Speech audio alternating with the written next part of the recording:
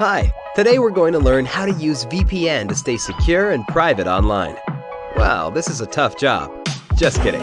When you use NordVPN, all it takes is just a single click. See for yourself. Click, and you're browsing securely on public Wi-Fi. Click, your ISP can't see what you do online. Click, and you're in a different country. Well, virtually. Any device you have there, NordVPN has you covered. Everything else is just details. But if you care to know more, NordVPN has more than 5,000 servers all over the world. It protects your sensitive data with advanced encryption, shields you from malware and phishing sites, and keeps no logs of your online activity. Click link in the description and get 68% discount for your first order. Making a stencil? Purchase enough contact paper to cover your stenciling area. You can buy this at your local home improvement or craft store. You may have found a stencil that is already cut out of plastic or vinyl. If so, you can skip the rest of the stenciling directions. Print your stencil. This will be your template, not the final stencil. You can use regular computer paper or cardstock for durability. There are some nice nature-based stencils on the internet which you can find using a quick Google search. It may take you a while to find a design you really like. Consider using a crafting site or visiting Pinterest. Keep in mind that you will be cutting the stencil out of contact paper, so the more complicated your design is, the more complicated the final product will be to cut. Cut the printed stencil with an X-Acto knife. Remember, the part that you will be etching is the part that you are cutting out. Once you etch the glass, the frosted glass will appear lighter, so make sure you're cutting out the right part. Most stencils that you find online will take this into account. It is just important to remember in case you want to improvise. Applying the stencil. Clean your glass thoroughly with glass cleaner like Windex. Dirt will make it hard to adhere your stencil to the glass and may interrupt the function of the etching solution.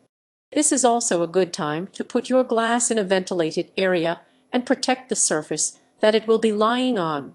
Make sure that the glass is dry before continuing to the next step.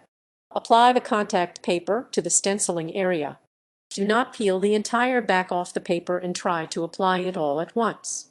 Instead, remove one corner and apply it, smoothing out any air bubbles. Slowly apply it to the rest of the mirror, smoothing out bubbles as you go. If you have a few bubbles, don't worry. You will be able to fix them once you have cut your stencil. Trace your printed stencil onto the contact paper. Then cut it out with an X-Acto knife. Use this time to smooth out any air bubbles you may have created when applying the contact paper. You can even cut the bubbles and smooth them down.